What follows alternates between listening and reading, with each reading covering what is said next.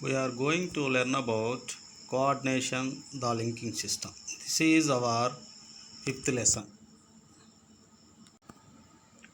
Sharpening of pencil, grasping a doorknob, walking or running, driving, and a few physical action all involve well coordinated movements made with well balanced posture. పెన్సిల్ని sharpening చేయటము, డోర్ని touch చేయటము, walking, running, driving, వీటన్నిటిని physical actions అని అంటాము. ఇవి ఎలా జరుగుతాయి అంటే బాడీ బ్యాలెన్స్గా ఉండి బాడీలో అన్ని ఆర్గాన్స్ కోఆర్డినేటెడ్ మూమెంట్తో ఉండటం వల్ల ఈ ఫిజికల్ యాక్షన్స్ అనేవి జరుగుతాయి. In fact, whenever we move the basic function such as movement, balance and coordination work together to perform purposeful motion of body parts.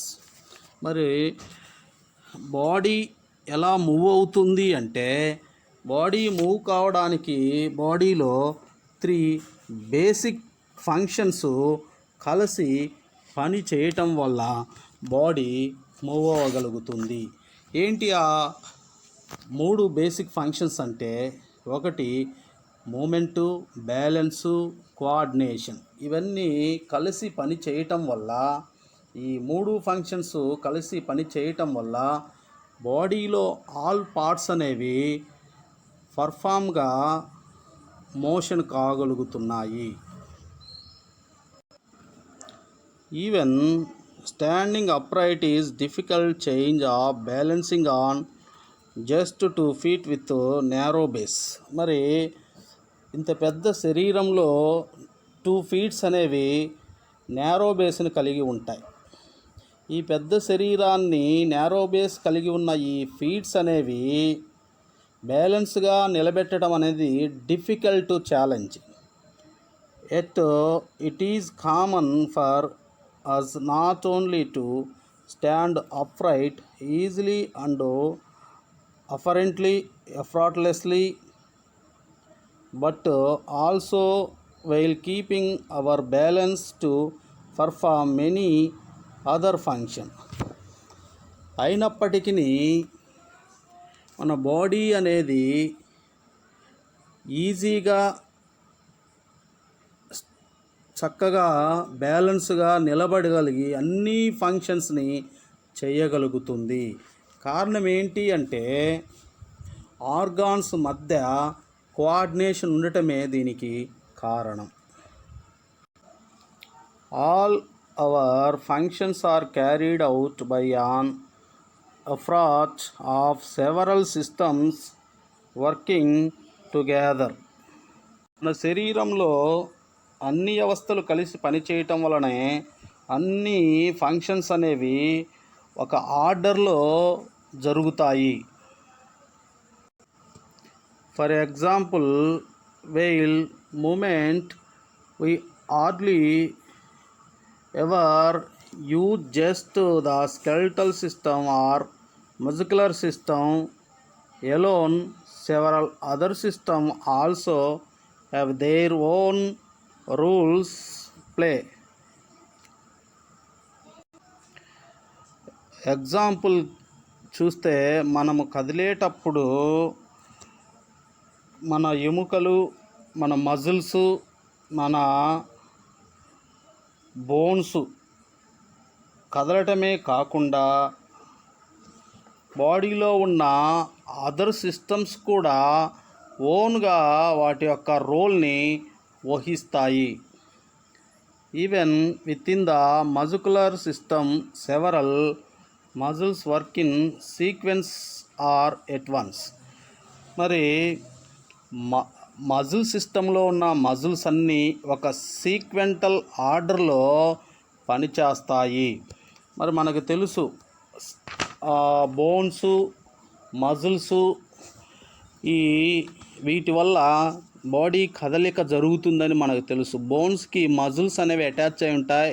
Muscles contractions వల్ల బోన్ అనేది ముందుకి మూవ్ అవ్వటం, మళ్ళీ మజిల్స్ రిలాక్సేషన్ వల్ల bone normal ప్లేస్కి రావటం వల్ల ఒక మూమెంట్ అనేది బాడీలో జరుగుతుందని మనకు తెలుసు.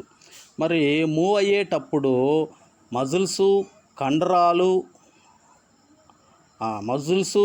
బోన్స్ ఈ రెండు కలిసి పనిచేయటం వల్ల మూమెంట్ జరుగుతుంది. ఈ రెండు కలిసి పనిచేసేటప్పుడు ఇవే కాక బాడీలో ఉన్న ఇతర వ్యవస్థలు కూడా, అదర్ సిస్టమ్స్ కూడా వాటి యొక్క రోల్ని వహిస్తాయి.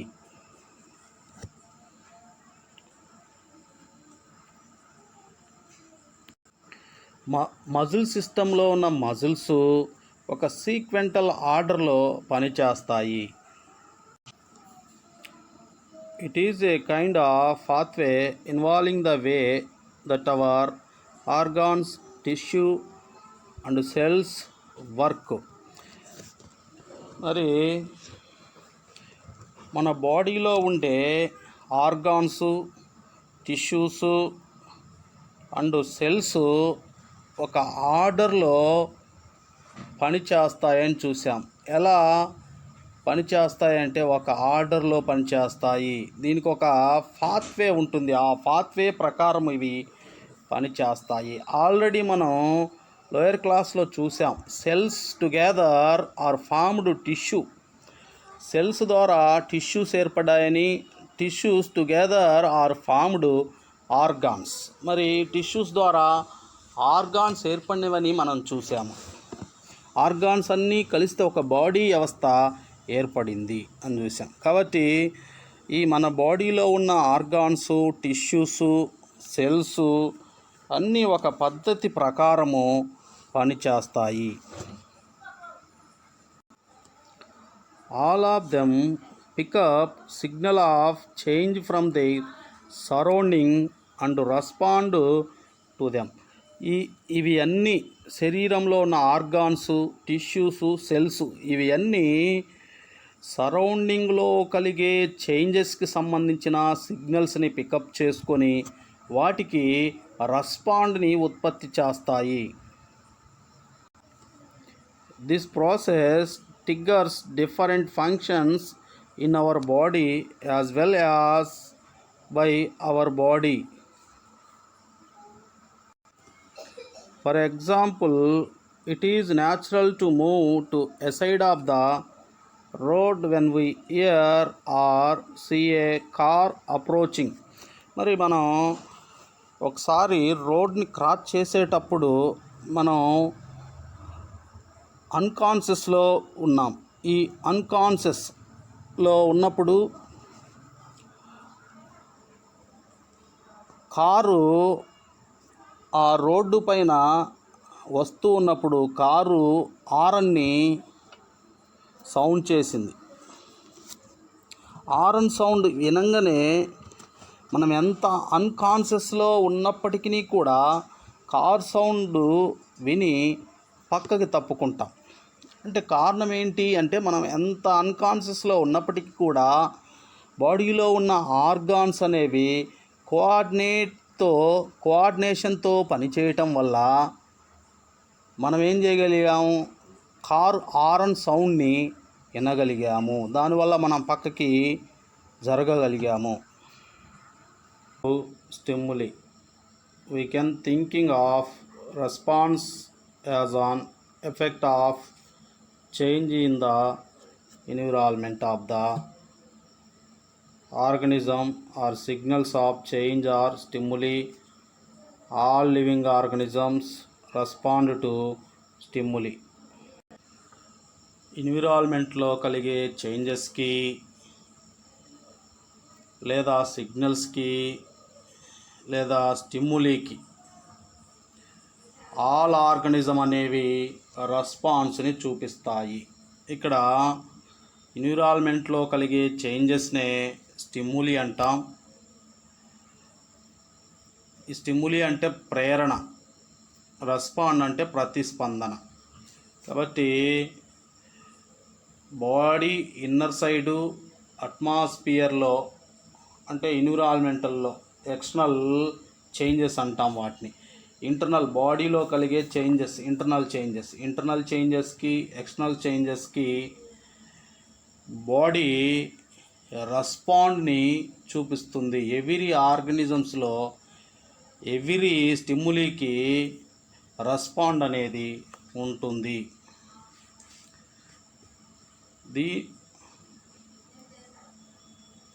దీనికి ఎగ్జాంపుల్ చూద్దాం. The cat may be running because it's a mouse. ఇక్కడ క్యాట్ అనేది ఎలుకను చూడటం స్టిమ్యులీ అయితే రెస్పాండ్ ఏంటి అంటే దాని వెంట రన్నింగ్ చేయటం, పట్టుకోవాలని రన్నింగ్ చేయటం respond. Plants grow towards the sunshine. Plants అనేవి సన్షైన్ వైపు గ్రోత్ అవుతాయి. సన్లైట్ అనేది ఇక్కడ స్టిమ్యులీ అయితే ప్లాంట్స్ సన్లైట్ వైపు గ్రోత్ అవ్వటం respond. We start sweating when it is hot and humid. అట్మాస్ఫియర్లో హాట్, హ్యూమిడ్ అనే 2 ఫ్యాక్టర్ ఉన్నప్పుడు మన బాడీకి స్వెట్టింగ్ వస్తుంది.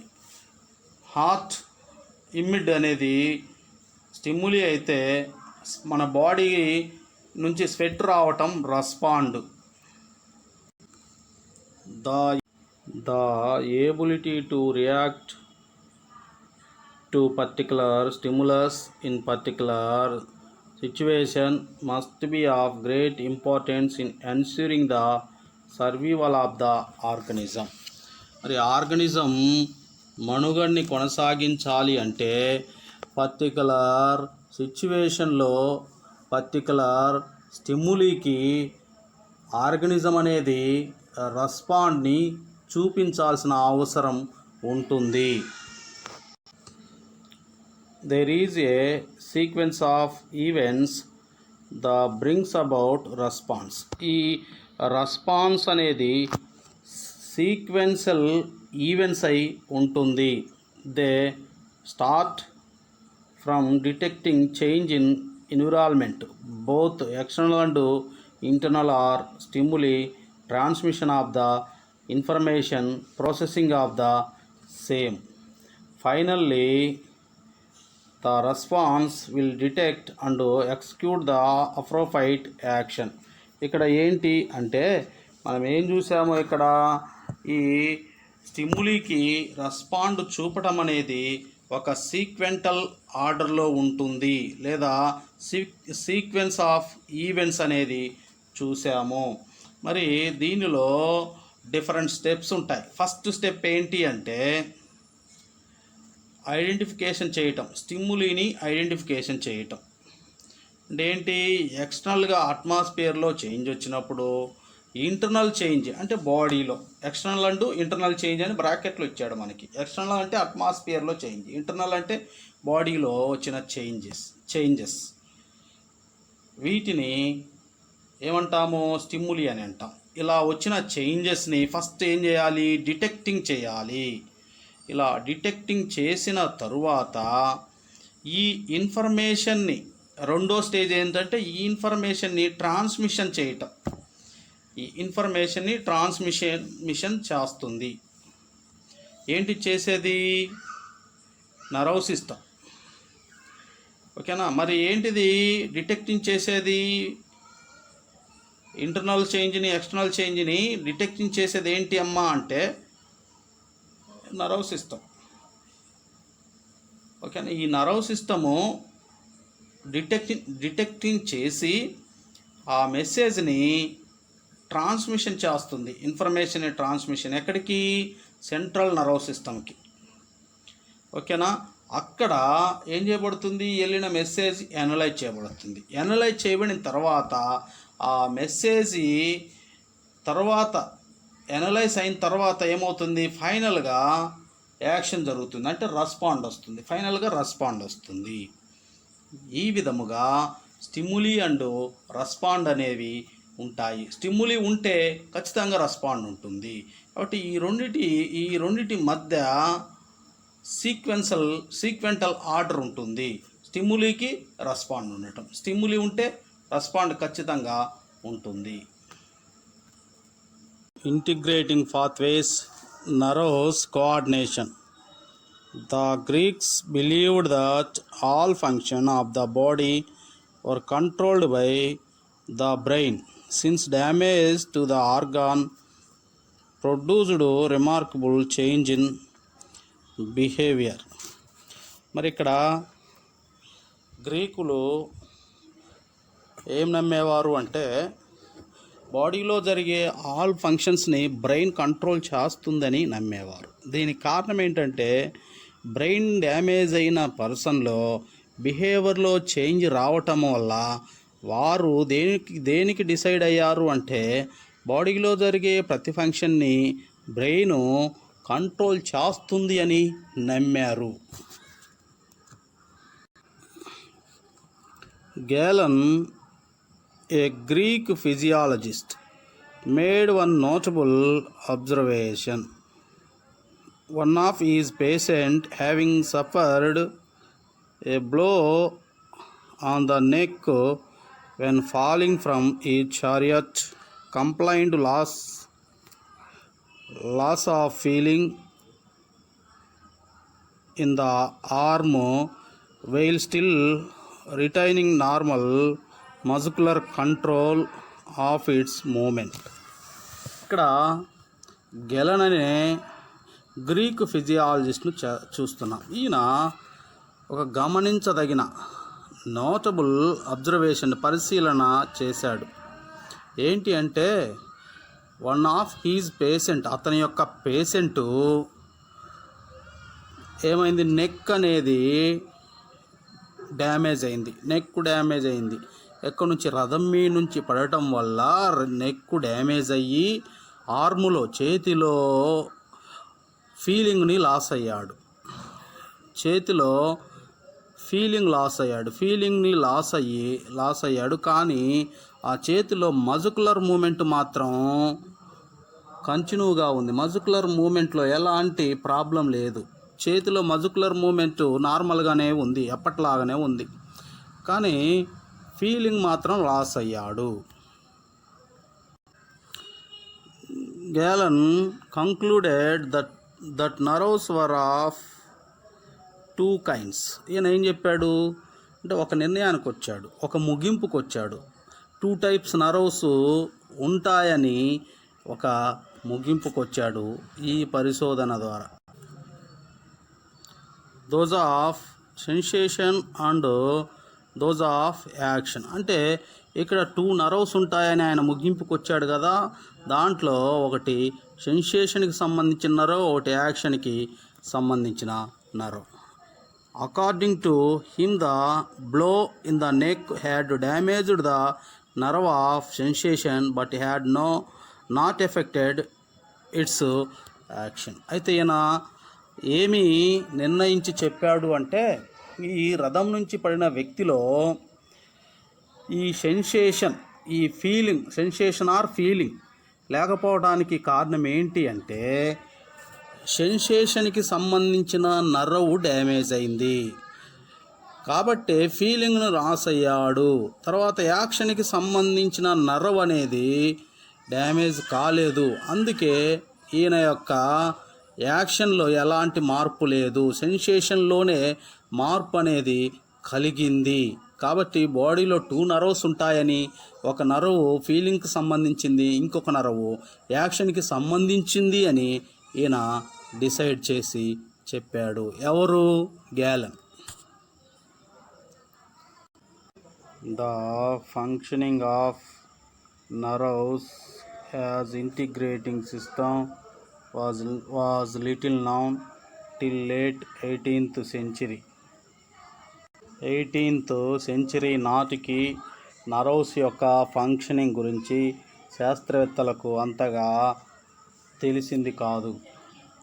Then physiologists began to study the mechanism of nerve functioning and found how signal were transmitted by making the connection between recent work on electricity and the proposition on working of nerve system made till then. 18th century తర్వాత ఫిజియాలజిస్టులు mechanism of nerve functioning గురించి, తర్వాత nerve signals ఎలా transmitted అవుతాయో తెలుసుకున్నారు. మరి electricity ఏ విధంగా transmit అవుతుందో అదేవిధంగా నర్వ్స్ సిగ్నల్ అనేవి ట్రాన్స్మిట్ అవుతాయని ఆ రోజుల్లో ఫిజియాలజిస్టులు తెలుసుకున్నారు. Now we know more about how nerves from different sections of brain and spinal cord control response of different areas of the body. మెదడు, ఎన్నుపాము నుంచి బయలుదేరిన నాడులు వివిధ భాగాలలో రెస్పాన్స్ని డిటర్మైన్ చేస్తాయి అని మనం చూస్తున్నాము. Our next topic structure of nerve cell. Each nerve cell consist of 3 basic parts. First cell body, axon, dendrites అనే ఈ 3 బేసిక్ పార్ట్స్ని కలిగి ఉంటుంది. ఫస్ట్ సెల్ బాడీ గురించి స్టడీ చేద్దాం. Cell body is a largest part in the nerve cell. Nerve సెల్లో largest part అని cell బాడీని అంటాం. Cell body otherwise name is cyton. Cell body యొక్క అనదర్వైజ్ నేము సైటాన్ అని అంటాము. Cell body contain cytoplasm. Cell body సైటోప్లాజంని కలిగి ఉంటుంది. ఈ లోపల ఇన్నర్ సైడ్ సైటోప్లాజంని కలిగి ఉంటుంది. Nucleus located cytoplasm of the cell body. ఇది సైటోప్లాజం, సెల్ బాడీ యొక్క సైటోప్లాజంలో న్యూక్లియస్ అనేది లొకేట్ అయి ఉంటుంది. Nissl granules have cytoplasm of the cell body. Cell body Nissl గ్రాన్యూల్స్ను కూడా కలిగి ఉంటుంది. Some small projections extending from cell body and one long projection extending from cell body. Small projections cell body నుండి extending అయి ఉంటాయి. ఇవి small projections.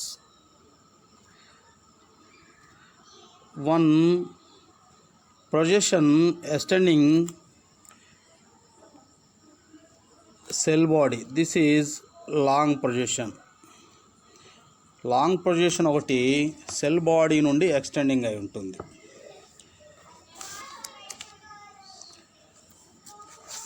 Small projection is called dendrites. Small ప్రొజెక్షన్ని dendrites అని పిలుస్తాం.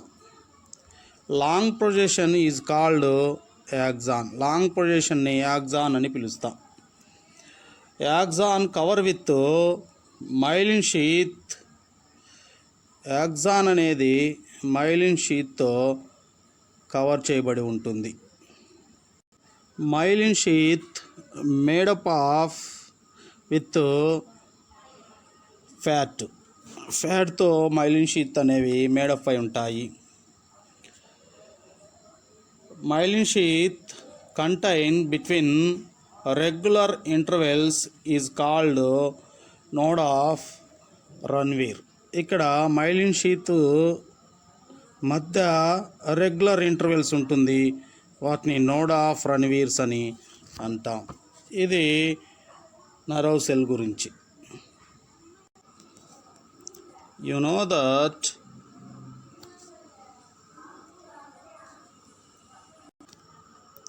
know that the nerve cell is the structural and functional unit of nerve system.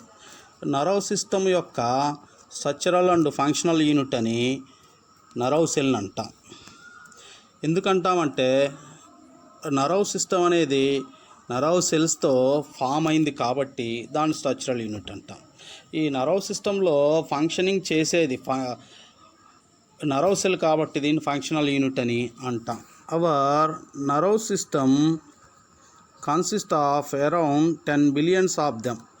ఈ nerve system అనేది ఎన్ని నరవ్ సెల్తో ఫామ్ అయిందంటే 10 బిలియన్స్ నరవ్ సెల్తో ఫామ్ అయింది. Which communicate with each other in specific manner. ఈ నరవ్ సెల్స్ ఒకదానితో ఒకటి కమ్యూనికేట్ని కలిగి ఉంటాయి. Dendrites of one nerve cell connect to the other of to axon of the other nerve cell through connection called as a synapse. ఇక్కడ one nerve cell dendrites, another nerve cell dendrites or axons ఏమై ఉంటాయి? Connect అయి ఉంటాయి. ఈ రెండు connect అయ్యే ఏరియాని ఏమంటామంటే సైనప్స్ అని అంటాం.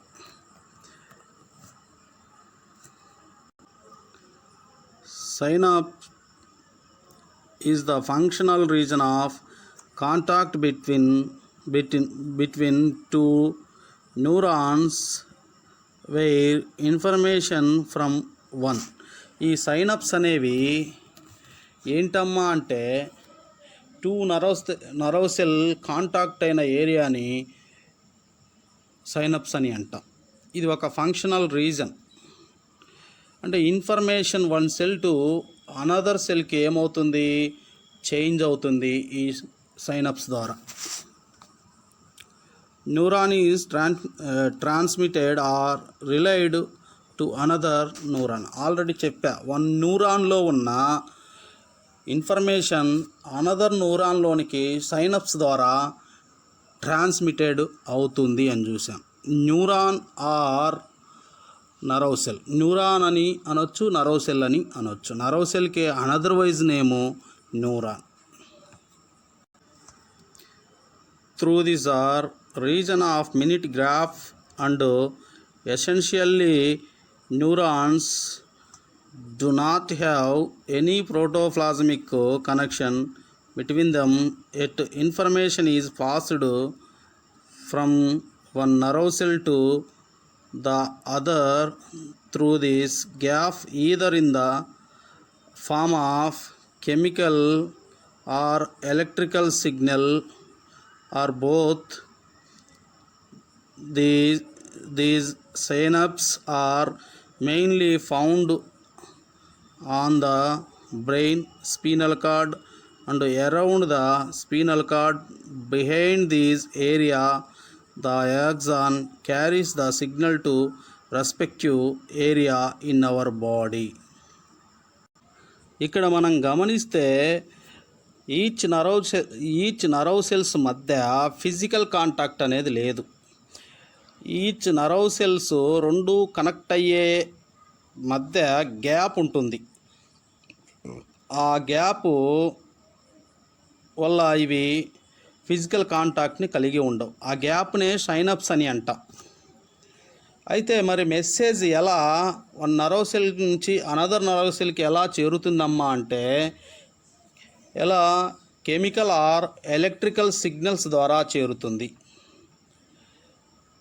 అయితే ఈ రెండింటి మధ్య టూ నరవ్ సెల్స్ మధ్య ఏముండదు? ఫిజికల్ కాంటాక్ట్ అనేది ఉండదు. ఈ రెండు నరవ్ సెల్లు కనెక్ట్ అయ్యే ఏరియాలో గ్యాప్ ఉంటుంది. ఈ సైనప్స్ అనేవి బ్రెయిను, స్పీనల్ కార్డు మరియు స్పీనల్ కార్డు అరౌండ్ ఉంటాయి. ఏం చూసామమ్మా? సైనప్స్ ఎక్కడెక్కడ ఉంటాయని చూసాము. మెదడు అంటే బ్రెయిను, స్పీనల్ కార్డు పైన స్పీనల్ కార్డు అరౌండ్ ఉంటాయని చూసాం. యాక్సాన్స్ అనేవి బ్రెయిన్ నుంచి స్పీనల్ కార్డ్ నుంచి మెసేజ్ని శరీరంలో ఉన్న బాడీలో ఉన్న డిఫరెంట్ ఏరియాస్కి క్యారీ చేస్తాయి. ఇక్కడ మనం క్లియర్గా గమనిస్తే చూడండి, 2 నర్వ్ సెల్ కాంటాక్ట్ అయ్యే ఏరియాలో ఎక్కడ కూడా ఫిజికల్ కాంటాక్ట్ అనేది మనకు కనిపించట్లే. గ్యాప్ ఉంటుంది చూడండి రెండింటి మధ్య. ఇగో స్మాల్ ఇవి కనిపిస్తున్నాయి, గ్యాప్ అనేది ఉంటుంది. దాన్ని సైనప్స్ అని అంటాం. వీటి మధ్య మెసేజ్ ఎలా చేంజ్ అవుతుందంటే కెమికల్స్ పరంగా కానీ ఎలక్ట్రికల్ సిగ్నల్స్ పరంగా కానీ మెసేజ్ చేంజ్ అవుతుంది. మరి ఇవి ఎక్కడెక్కడ ఉంటాయని చూసాము. ఈ సైనప్స్ ఎక్కడెక్కడ ఉంటాయి అంటే బ్రెయిను, స్పీనల్ కార్డు పైన, spinal cord upper side, spinal cord around ఉంటాయని చూసాం ఈ సైనప్స్. మరి ఈ నర్వ్ సెల్ నుంచి ఫామ్ అయిన యాక్సాన్ అనేది బ్రెయిన్ నుంచి, స్పీనల్ కార్డ్ నుంచి మెసేజ్ని ఆర్గాన్కి క్యారీ చేస్తాయని చూసాము. Next pathways from stimulus to response. On the basis of pathway followed, nerve are classified mainly into 3 different types. They are as follow. మరి ఇక్కడ మెసేజ్ని క్యారీ చేసే విధానాన్ని బట్టి నర్వ్స్ అనేవి 3 టైప్స్గా డివైడ్ చేశాడు. ఏంటి ఆ 3 టైప్స్ నర్వ్స్ అనేవి చూద్దాం. Afferent neurons are sensory neurons. Afferent, which carry message toward the central nervous system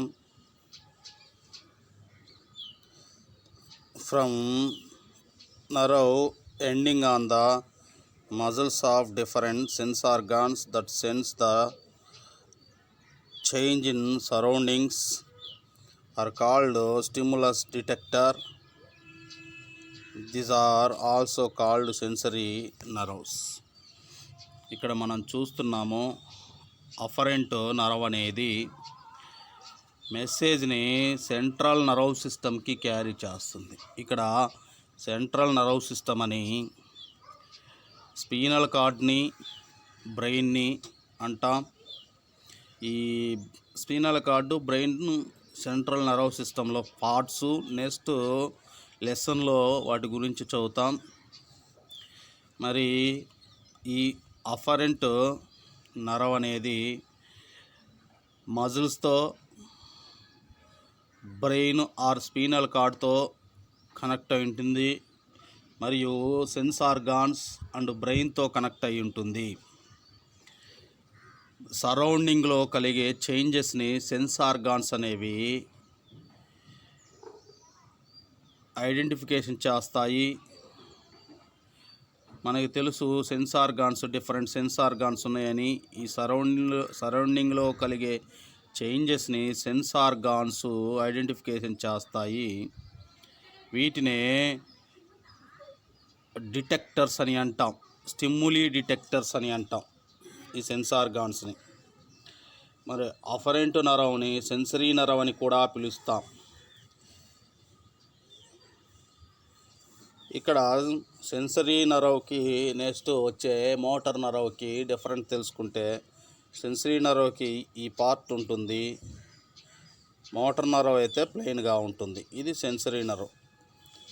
organ to brain connect అయి ఉండి మెసేజ్ని ఆర్గాన్ నుంచి బ్రెయిన్కి, స్పీనల్ కార్డ్కి క్యారీ చేస్తుంది ఈ sensory nerve.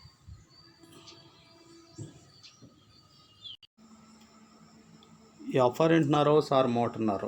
Afferent, which carry message from the central nervous system to part that shall carry out the response or the effectors, they are also called motor nerve. ఈ afferent నర్వ్స్ని motor nerve అని కూడా అంటాం. అయితే ఇది central nerve system నుంచి మెసేజ్ని ఆర్గాన్స్కి carry చేస్తుంది.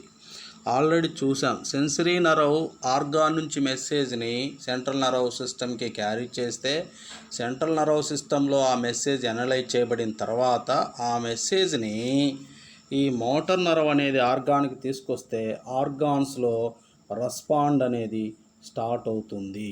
This is motor nerve.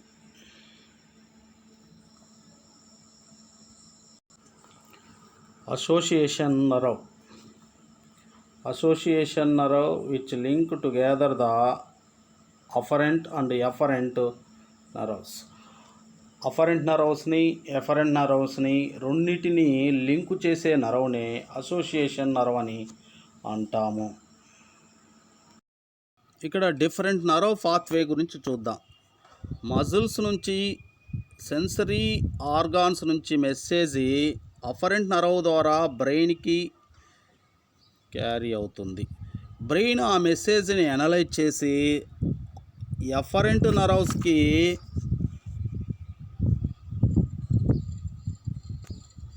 అందిస్తే ఎఫరెంట్ నర్వ్ మెసేజ్ని ఆర్గాన్కి లేదా మజిల్స్కి క్యారీ చేస్తుంది. ఆర్గాన్కి మజిల్స్కి ఆ మెసేజ్ రావటం వల్ల ఆర్గాన్ మజిల్స్లో రెస్పాండ్ అనేది స్టార్ట్ అవుతుంది. ఈ విధంగా బ్రెయిన్ యొక్క ఇన్వాల్వ్మెంట్తో సమ్ ఆర్గాన్స్ వర్క్ చేస్తాయి. ఫర్ ఎగ్జాంపుల్ మన హ్యాండ్స్, మన లెగ్స్ ఇవన్నీ బ్రెయిన్ ఇన్వాల్వ్మెంట్తో వర్క్ చేస్తాయి. మన కాన్షియస్లో మూవ్ అయ్యే ఆర్గాన్స్ అన్నీ బ్రెయిన్ ఇన్వాల్వ్మెంట్ ద్వారా వర్క్ చేస్తాయి. ఇలా మన కాన్షియస్తో మూవ్ అయ్యే ఆర్గాన్స్ బ్రెయిన్ ఇన్వాల్వ్మెంట్తో వర్క్ చేస్తాయి. వర్క్ చేసి అవి మూవ్ అవుతాయి, మనకి అవి మూవ్ అవుతున్నట్లు తెలుస్తుంటాయి. ఇలాంటి మూమెంట్నే వాలంటరీ మూమెంట్ అంటాం. దీని గురించి 9th క్లాస్లో కూడా నేర్చుకున్నాం, వాలంటరీ మూమెంట్ అంటే ఏంటి. నెక్స్ట్, ఈ విధంగా నర్వ్ పాత్వే అనేది బ్రెయిన్ టు ఆర్గాన్స్కి ఉంటుంది. నెక్స్ట్, మజిల్స్ నుంచి మెసేజ్ అఫరెంట్ నర్వ్కి క్యారీ అయ్యి అఫరెంట్ నర్వ్ నుంచి స్పీనల్ కార్డ్కి క్యారీ అయ్యి స్పీనల్ కార్డ్ నుంచి మెసేజ్ అసోసియేటెడ్ నర్వ్కి ఎంటర్ అవుతుంది. స్పీనల్ కార్డ్లోనే ఉంటుంది ఈ అసోసియేటెడ్ నర్వ్. ఈ అసోసియేటెడ్ నర్వ్ మెసేజ్ని అనలైజ్ చేసి ఎఫరెంట్ నర్వ్స్కి ఇస్తే ఎఫరెంట్ నర్వ్ ఆ మెసేజ్ని మరలా ఎఫెక్టర్కి మజిల్స్కి క్యారీ చేస్తుంది. ఇప్పుడు మజిల్స్లో రెస్పాండ్ స్టార్ట్ అవుతుంది. ఓకే, ఈ యాక్షన్స్ అనేవి చాలా ఫాస్ట్గా జరుగుతాయి. అంటే ఈ యాక్షన్స్ స్పీనల్ కార్డ్ ఇన్వాల్వ్మెంట్తో చాలా ఫాస్ట్గా జరుగుతాయి. సరే, ఈ యాక్షన్స్లో ఆర్గాన్ మూవ్ అయినట్లు మనకు తెలియదు, మన కాన్షియస్లో మూవ్ కాదు, మనకు తెలియకుండానే ఆటోమేటిక్గా మూవ్ అవుతాయి. ఫర్ ఎగ్జాంపుల్, మన ఇన్నర్గా ఉన్న కొన్ని ఆర్గాన్స్, ఇంటర్నల్ ఆర్గాన్స్ అవి మూవ్ అవుతున్నాయి, మనకి తెలియదు మూవ్ అవుతున్నట్లు, మనం చూడలేం. కాబట్టి మనకి తెలియకుండానే మన కాన్షియస్తో పని లేకుండానే ఆటోమేటిక్గా అవి రెస్పాండ్ అయితే మూవ్ అవుతూ ఉంటే ఆ మూమెంట్నే ఇన్వాలంటరీ మూమెంట్ లేదా ఇన్వాలంటరీ యాక్షన్ అని అంటాం. ఇన్వాలంటరీ యాక్షన్స్ అన్నీ స్పీనల్ కార్డ్ ఇన్వాల్వ్మెంట్తో జరుగుతాయి. ఇక వీటిని రిఫ్లెక్సెస్ అని కూడా అంటాం. ఈ రిఫ్లెక్సెస్ అంటే ఏంటమ్మా అంటే యాక్షన్స్ అనేవి ఫాస్ట్గా జరిగే యాక్షన్స్ని రిఫ్లెక్సెస్ అని అంటాము. ఇవి ఆటోమేటిక్గా జరుగుతాయి. సరే, ఫర్ ఎగ్జాంపుల్ చెప్తాను. మన హ్యాండ్ ఫైర్ని తాకిన వెంటనే మనం వెనక్కి తీస్తాం. అంటే మనకి తెలియదు వెంటనే వెనక్కి తీయాలి అని. తాకిన వెంటనే ఫాస్ట్గా తీస్తాం. మరి ఈ మెసేజ్ బ్రెయిన్కి వెళ్ళి బాగా కాలిన తర్వాత బాగా అక్కడ ఫైర్తో నీ హ్యాండ్ కాలింది అని తెలిసేలోపు సగం కాలిపోతుంది. ఇది ఆటోమేటిక్గా మెసేజ్ స్పీనల్ కార్డ్కి వెళ్ళి అనలైజ్ చేసి వెంటనే వితిన్ సెకండ్ కంటే తక్కువ టైంలోనే రెస్పాండ్ స్టార్ట్ అవ్వటం వల్ల తీస్తాం, వెంటనే ఆటోమేటిక్గా తీసేస్తాం. అంటే ఇలా ఫాస్ట్ రియాక్షన్స్ని రిఫ్లెక్సెస్ అని అంటాం. ఈ రిఫ్లెక్సెస్ కూడా స్పీనల్ కార్డ్ యొక్క ఇన్వాల్వ్మెంట్తో జరుగుతుంది. ఇలా nerve pathway 2 type nerve pathway అనేది మన బాడీలో జరుగుతుంది. ఈ 2 టైప్ నర్వ్ పాత్వే వాలంటరీ మూమెంట్ని, ఇన్వాలంటరీ మూమెంట్ని రెండింటిని కంట్రోల్ చేస్తాయి. ఈ వాలంటరీ మూమెంటు, ఇన్వాలంటరీ మూమెంట్ ద్వారా మన బాడీలో కంప్లీట్గా యాక్షన్స్ అన్నీ, మూమెంట్స్ అన్నీ జరుగుతాయి. అందుకే మన బాడీ ఎలాంటి ప్రాబ్లం లేకుండా సర్వైవల్ అయి ఉండగలుగుతుంది.